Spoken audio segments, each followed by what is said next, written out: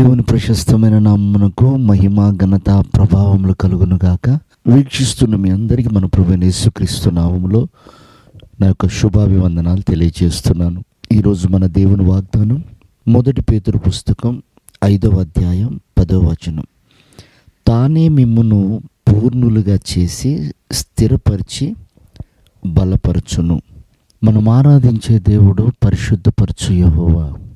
ఆయనే మనల్ని సంపూర్ణులుగా చేసి మనల్ని స్థిరపరుస్తారు. అయితే అది ఎప్పుడు?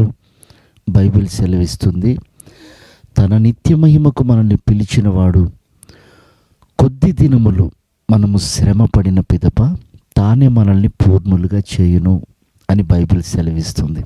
ప్రియమైన దేవుని సంగమా, ఒక విశ్వాసి సంపూర్ణునిగా మార్చుటకు శ్రమలో అనే మైలురాయిని మనం దాటాలి. శ్రమ లేనిది సింహాసనము లేదు. ఆనాడు యోసేపు ఐగుప్తులో శ్రమలు అనుభవించిన తర్వాత సింహాసనాన్ని అధిరోహించాడు. షడ్రక్ మేషక్ అబేద్నెగోలు శ్రమలు అనుభవించిన తర్వాత, అగ్ని వంటి శ్రమలు అనుభవించిన తర్వాత వారు ఒక ఉన్నతమైన స్థాయిలో ఉన్నట్లుగా బైబిల్ సెలవిస్తుంది. దావీదు అంటాడు, శ్రమ కలుగక మునుపు నేను దారి తప్పిపోయాను, శ్రమ కలుగుట నాకు మేలాయను అన్నాడు. అతనికి కలిగిన మేలేమిటి?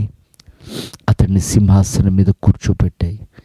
కనుక ప్రియమైన దేవుని బిడ్డలారా, కొద్ది దినములు మనకు శ్రమలు.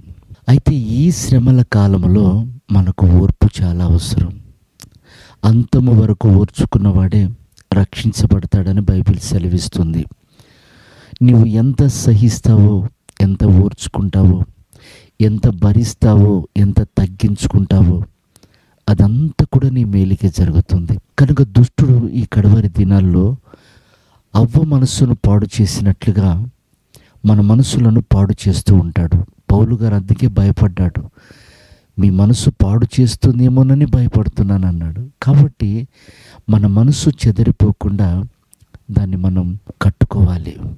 మనస్సును కట్టుకొని ఏ ఆలోచనలు మన దరి రాకుండా మనం జాగ్రత్త పడుతూ ఆ శ్రమల్లో ప్రభు కృపను అడుక్కొని సింహాసనానికి మనం సిద్ధపడదాం.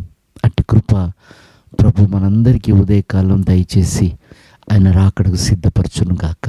ఆమేన్.